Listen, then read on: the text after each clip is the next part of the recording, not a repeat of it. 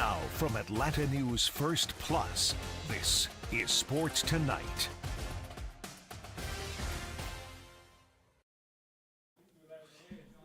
What's up, guys? Welcome in. We have sound. Big Yay. day. Yes, yesterday we had some audio issues to start off the show, but we are up and rolling on Thursday. It's almost June, Ellie.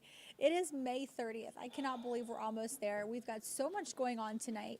UGA baseball, less than 24 hours away from first pitch against Army tomorrow in Athens from Foley Field. The Athens Regional finally here. UGA is the #1 seed of that regional. Army's the 4th seed. It is double elimination, so if the Dogs lose tomorrow, they still have a chance to keep going.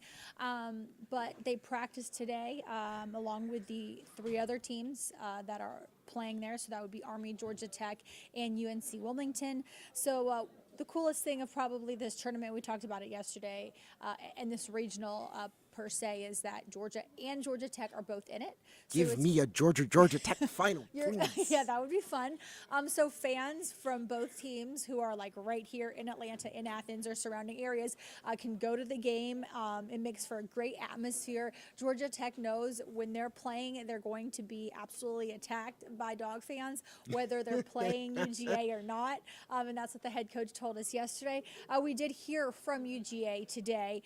They practiced at 10 o'clock this morning. First one's on the field. That's what happens when you have home field advantage. You're the first one in, first one out. But let's hear what they have to say ahead of tomorrow's game against Army. We needed a little bit of break. We had some guys with some bumps and bruises. You know, I think each team's different on that. You know, there's times when you've maybe got a younger team who needs to continue to get at bats and see live hitters. Those are the teams where, boy, an early exit out of your conference tournament might not be the best thing. You know, we're older, so I think this team, when you really pull back, we needed a little breather, and it's been good for us. Your thoughts on the regional teams? Yeah, no, we've got, as all the regionals are, they're tough. I mean, you look at Army, who we have tomorrow, and that's really all we've been locked in on, but you know, they can really pitch. They're very, very sound defensively. They got some guys with some power, and then they got some guys who can run and steal bases. So, you know, it's another league weekend is the way we're looking at it. UNC Wilmington, extremely offensive with 2 really good starters.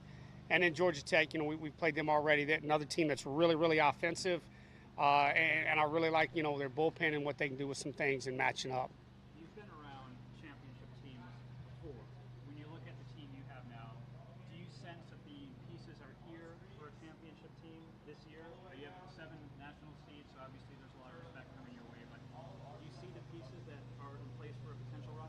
Yeah, the pieces are there. The pieces are there for probably the majority of the teams in this thing, right? But at the end of the day, I mean, you look at the experience we've had, you know, in the SEC.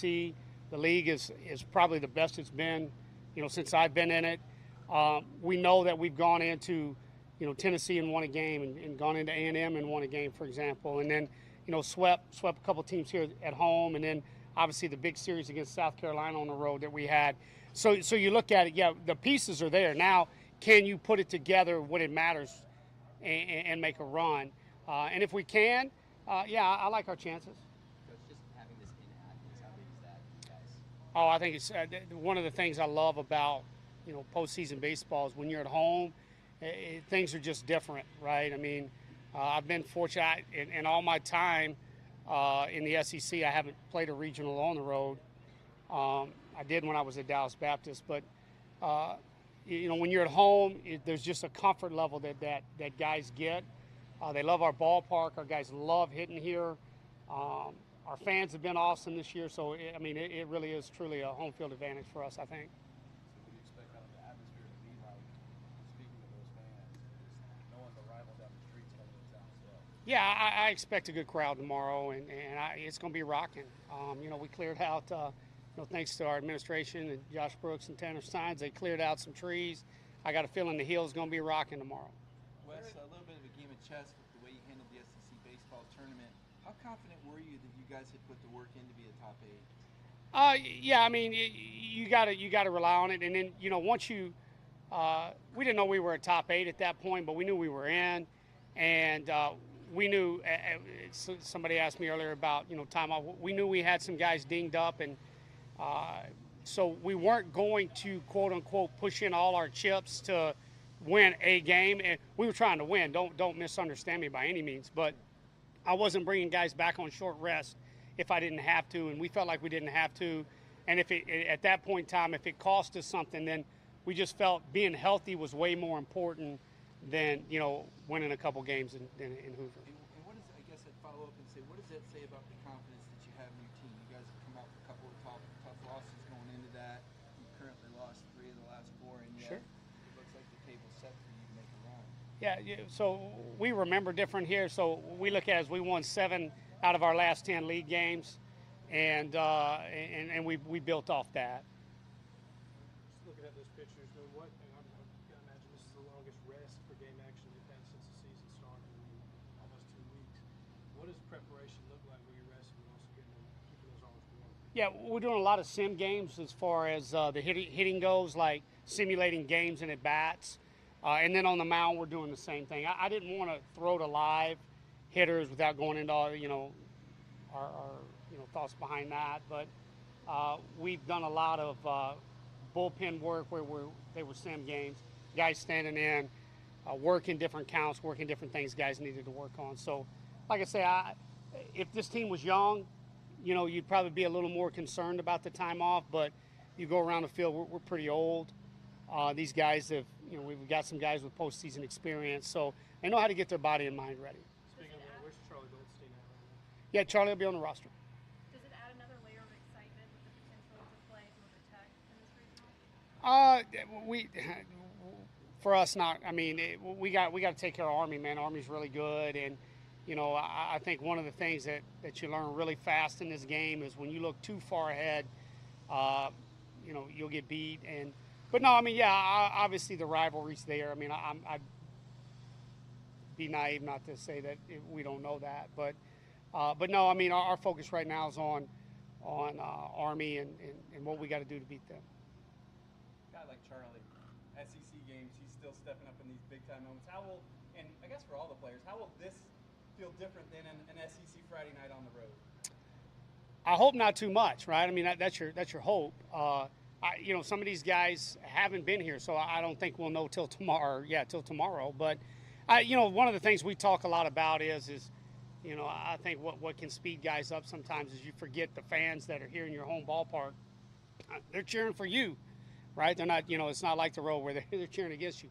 So, hopefully tomorrow, whatever we pack in here, it's like I continually tell our guys, hey, they're rooting for you to do good, not too bad. So, feed off of that energy, feed off that belief that they have in you, and let that drive your confidence. You talked about the rivalry. Is there bad blood after the way the rainout happened with Tech? And have you talked to Danny since then? Yeah, I don't talk to a lot of coaches, so so when I say no, it doesn't mean no. I move on. I mean, like I say, you can't dwell or, hey man, everybody I think in the tournament is good, and so yeah, I mean, you got to move past it. And somebody tell emotions are dangerous. They usually make somebody weak and take you out of your routine. So we try to play with not a lot of emotion, more energy than anything else. Do you allow yourself to reflect, Wes, on what you've done, making Georgia a top 8 seed? I know there's work to be done and whatnot, but do you stop and let the guys know what they've accomplished to this point and enjoy that just a little bit? I know. That's I'm always the guy who's afraid if I stop, somebody's going to catch me or catch us or get closer or whatever term. Not like we're out in front, but you know what I'm saying, like to use that analogy. So You knew a lot about. we do a lot of that. We show a lot of video to our players of them having success, but actually sitting back and reflecting, and we'll do that when it's over. The other day, How important Trey Phelps is kind of hitting his stride late in the season. How has he kind of impacted his team and just being so young? Yeah, no, the good thing for Trey is he's healthy. There's a lot of times, guys have little things that we don't ever talk about, outside of our clubhouse. And Trey's had a lot of dings and dents leading up. I mean, you can even say, gosh, he comes in against A&M and hits the big homer in the game we win, and then goes out and, you know, he had a little like oblique thing going on at that time. We had to get him out of the game. He didn't even finish that game. But we knew he had a couple swings in him. So, and then I think all you're seeing now is Trey Phelps is healthy and now playing to what we think Trey Phelps can do. Got time for one more question. You knew a lot about Charlie before you came here. You addressed him as one of the best hitters in the country last year as an LSU pitching coach. What did you learn about him personally that may have surprised you a little bit, that non-baseball related once you got here? Yeah, you know, the great ones have a different mind. You know, I've been, and so, and that mind will do different things, right? Meaning, like the way they think on the field, you usually see it carry over to off the field, you know, in terms of like being excellent or having drive or wanting to win at everything they do, and but doing it with, you know, with a purpose and a plan, and I think that's when I got here, obviously that made me extremely excited, because when the great ones I've been around, you know, they have that, and to see that from Charlie, I was like, oh, okay, this guy's got a chance. I mean, we're excited. Obviously, we brought it back here. We put together a great season. You know, had some doubt early. Had some doubt early, but you know, we put together a great season. We've been seeing guys grow. We always talk about stock here, and as your stock rises or going down, and I feel like we've had a lot of guys put it together that our stock has been going up, and you know, they blessed us with a 7, and we get to stay here at home in Athens, in the best city. Charlie, how big is it to have, I know you just touched on it, but having this regional right here in Athens after the season you guys have had? Oh yeah, no doubt. I mean, I think everyone's obviously very comfortable playing at home, but obviously just to bring it back here, and honestly, given the city of Athens and the University of Georgia the postseason attention that it's been needing to have the past couple of years, you know, I think this is where this program belongs to be, as a like an every year regional host, super regional host. So it's really just about, for I know a group of older guys like Corey and I, just establishing a culture for this program moving forward. There's a lot of history behind it, and then there's also a very bright future. So just to get to be a part of that is really fun for Corey and I. For both of you guys, what do you remember about 2022? What's different about the NCAA tournament? I'll let Corey touch on this one. I was not a part. Yeah, were you? I'm sorry. Were you still with the team, or had you gone to play summer ball at that point? I was in Minnesota at that point, yes sir. No, yeah, I mean, we were actually just talking about watching videos over there of memories, but you know, I mean, I got fortunate to go. I was still young, and I had a group of great older guys. You know, we came up short, but I learned a lot from it. You know, how important it is to pay attention to every detail and how you're going to get everybody's best. You know, we didn't know anything about those teams going in, but I mean, we saw everybody's best, and that's what we're going to get. And everybody's going to go around the country. You know, we all want to fight, and we all want to keep surviving. And I mean, that's the name of the game now. You know, stats don't matter, and it's just about moving on one pitch at a time and winning each pitch. And then if you can do that, the scoreboard will take care of itself. Corey, y'all brought in a lot of guys this year with a lot of NCAA experience. How much can that kind of thing help in tangible ways moving forward this weekend? Yeah, obviously a lot of leadership. You know, guys on the mound. I mean, Robo, he's done it, and I know he's won. Brian Zeldin, he was at Auburn last year. And, I mean, it's cool to see the mindset that guys have from a little bit smaller schools that move into SEC. And now that they're here, they're excited to compete on this side of it. So, they bring in, like you said, just valuable information that is on both sides. And, you know, they'll stay calm, cool, collected out there, and they'll do their part. And they'll help us do it as well, you know. Charlie, I know you're hardly presumptuous, but there's a lot of things being written and said about you and your future and your abilities. How have you kept both feet on the ground and stayed focused? As I guess a bit of a circus is built up around you. A little bit, yes, sir. Just kind of through experience, just knowing that I play my best brand of baseball, and I'm focused on the pitch that's coming to me next. You know, I think that when I kind of take that approach towards it, anything that's more big picture kind of has taken care of itself, which is hard to say in the short term, but just knowing that what's most important for me and I know for the rest of this group right now is going to Omaha, and you know, just getting back to a national championship and having as much success here and at UGA as we can, and so just playing the best brand of baseball that I can, and knowing that stuff will come when it does. Corey, kind of a circus-related question on Charlie here, I guess. For the first time you met him, early memory, early thoughts on when you met this guy, and what went through your mind? Yeah, I mean, I met him when he came in, and you know, I saw this big, tall, physical kid, and I think the first Live ABs happened, and he hit a home run, and I said, "Is he going to be on the roster?" Someone said no, and I was like, huh. All right, but I mean, obviously he had a great head on his shoulders, and he took the program, the redshirt program at the time, and obviously he is where he is today because he put his head down and works. That's all he does, and I'm glad I can be a part of it with him. Could be a question for both you guys, but I mean, I know you guys are taking one game at a time, focusing on Army first, but is it in the back of your mind, playing Georgia Tech, it being a rivalry game right here, and the history you guys have this season? Yeah, obviously that's going to be a game that's really fun. Just with atmosphere and with so many fans from both fan bases in this area and probably making the trip over. But kind of like you said, our priority is Army, just because in postseason baseball you can't take anybody lightly. We're going to give everybody our best punch because we're expecting for them to do the same to us. So we're showing out with an approach that it doesn't matter who we're playing against. We're trying to beat anybody by as much as we can. Got time for one more question. You mentioned you guys as kind of a 1-2 punch at the top of the lineup. How important is it that you two guys specifically start off hot, kind of get that momentum rolling in the regional? Yeah, absolutely. But I mean, it's another game, right? I don't know what game we're on, but I mean, I'm going to go out there. I'm going to try and set the tone for this guy behind me, and he's going to do the same thing. I always just say, what do I need to do to help the team? And that's my approach when I get in the box each and every day. If I can put myself on multiple times for him, then that's a successful day for me. And that's another thing I think is so great about this lineup 1 through 9 that we have is just we have production 1 through 9. Like we have had weekends where 7 through 9 has absolutely carried us offensively, and so that just because one part of the lineup isn't producing doesn't mean that we're just out on offense. So just knowing that this lineup complements each other really well, I think it's going to be hard to find a day where we just completely draw a blank altogether.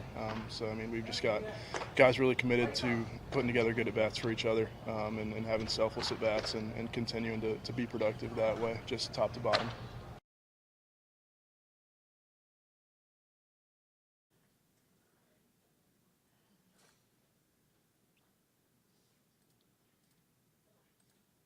For those of you who don't know who that was, Charlie Condon, the #1 prospect in the upcoming MLB draft in July. And I said yesterday, ESPN has him as the #1 overall pick right now from Marietta, from our area. A great guy. So he leads I think 5 or 6 categories right now.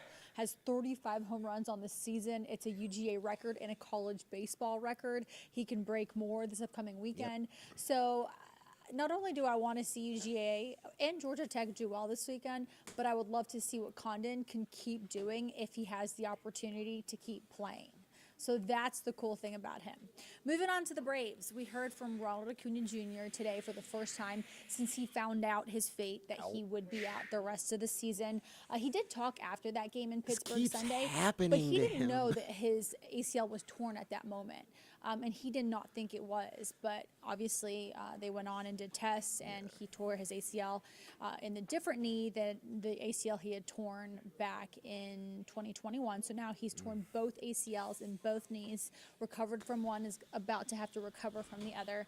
And what I thought was the nicest thing that he said today was the amount of encouragement that he's getting from his teammates, and that he needs it, right? He needs to be able to hear good things from his family, friends, teammates, because he's going to miss the game so much. And it's not the first time he's had to do it, it's the second time. So mentally, I think he's prepared for it since he's been through it once. But Ellie, it doesn't make it any easier. Nope.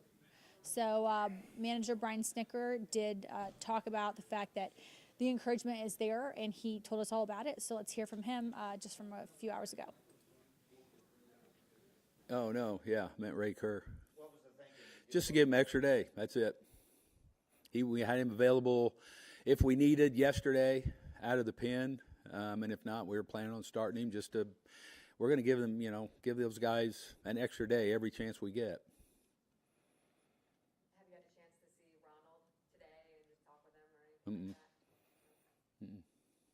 Just going back to the Raker, kind of from a planning perspective, is it just going to be day by day, as you mentioned, of giving an extra day of rest? Can you just walk me through that mentality a little bit? Yeah, just, when we have somebody available and we can cycle them through here, we're going to do that. It's just, this is Ronaldo's first year to start again. Chris is going to be his first year from tee to green too, so we're going to be really aware of, the long haul with those guys and using the depth, and when we can, we're going to try and plug somebody in to give them an extra day. Rick,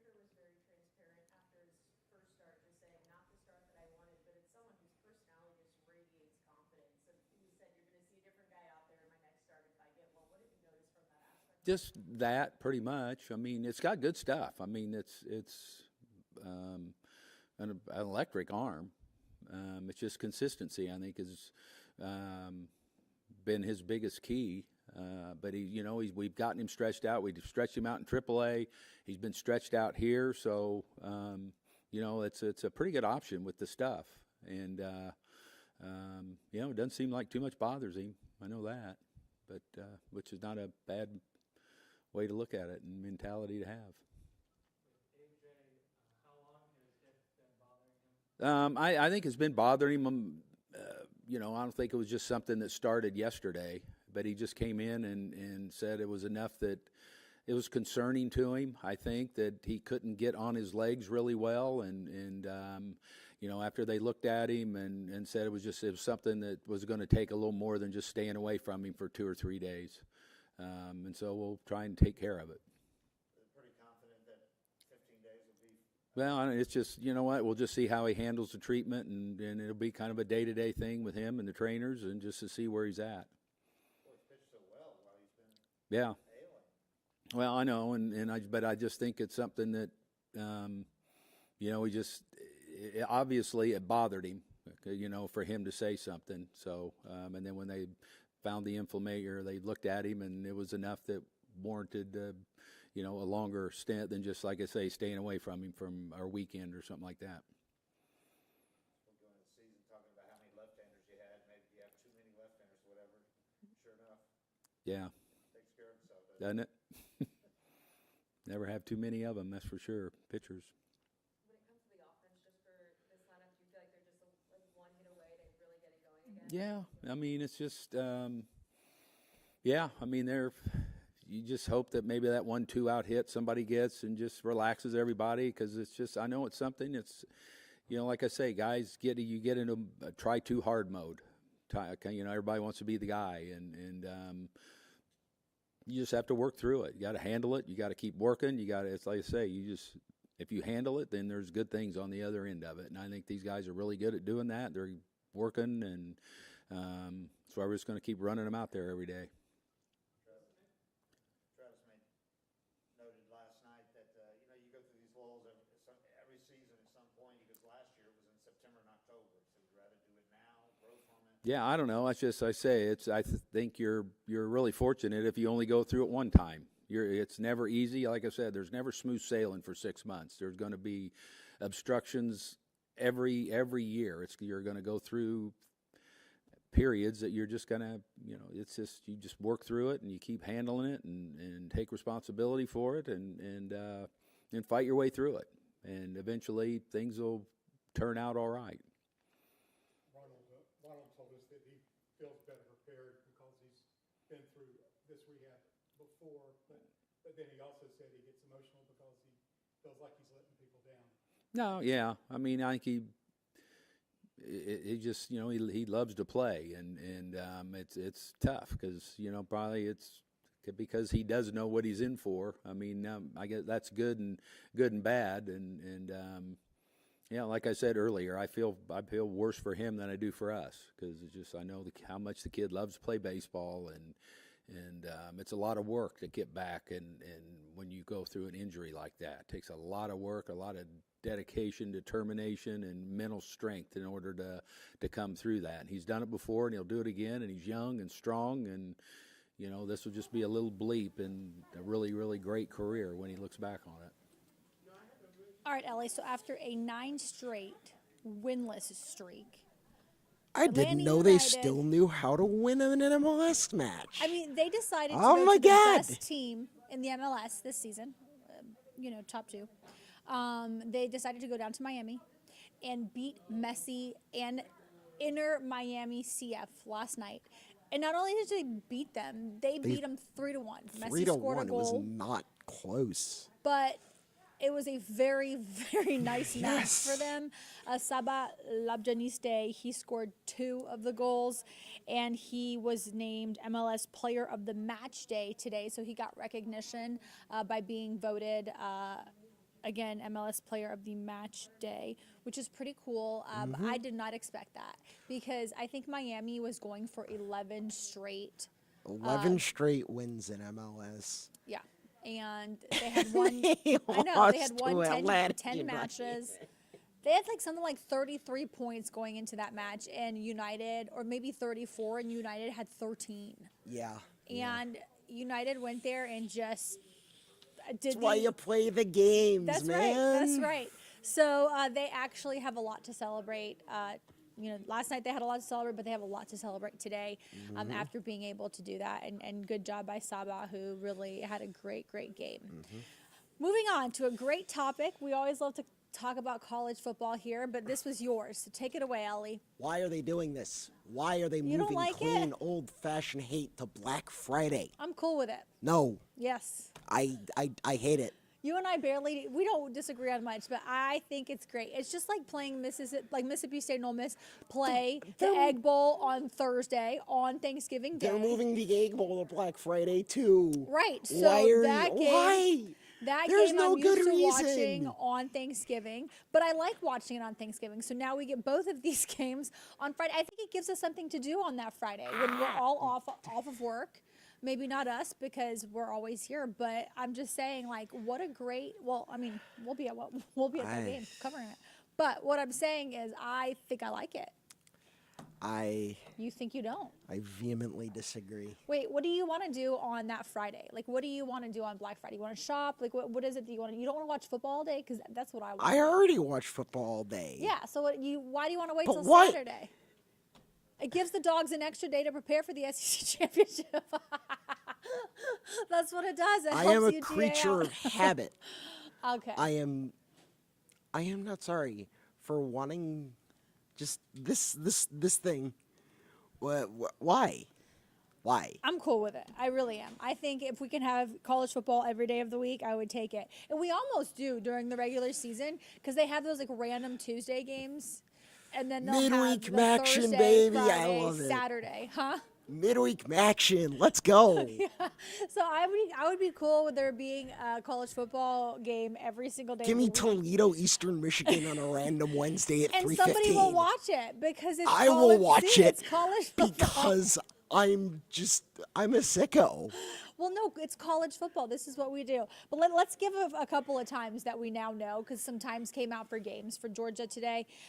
Some we already knew, but some came out today. So they're playing, they opened the season against Clemson at Mercedes-Benz Stadium. We already knew that's a noon kick. Tennessee Tech on September 7th. This is new. It's a 2 p.m. kick. Then you've got September 14th at Kentucky, 7:30, so a late one. But then that's followed up a couple weeks later, September 28th at Alabama, also a 7:30 game.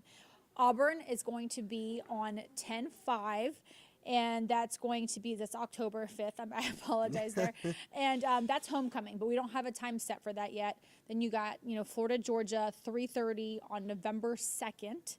And November 29th, that's the Georgia Tech game, a 7:30 kick on Black Friday. A Don't do 7:30 your kick is shopping. fine. Watch college football. Why move this game to Black Friday? It makes no sense. I love it, but we're gonna have to continue arguing about this off TV, Especially in Georgia. because we don't where have much time left. What? No, I'm good with this. I'm High school happy. football Give is me already there. UGA ball any I- day of the week. All right. Good night, guys. Good night.